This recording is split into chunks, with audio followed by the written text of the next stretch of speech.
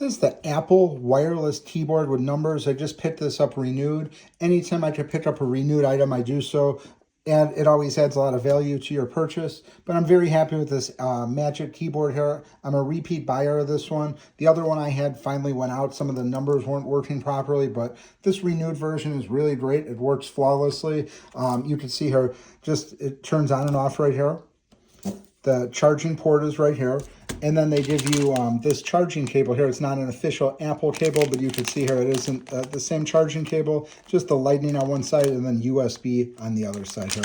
But these keyboards are phenomenal. If you have an Apple device, highly recommend picking one of these up. Picks up the Bluetooth with no problem with ease. You don't have to find it. It doesn't always go out of disconnect and reconnecting.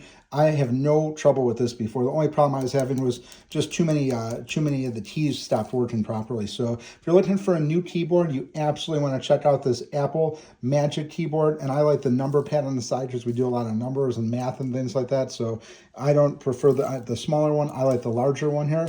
Get the cord and just a really great pickup here.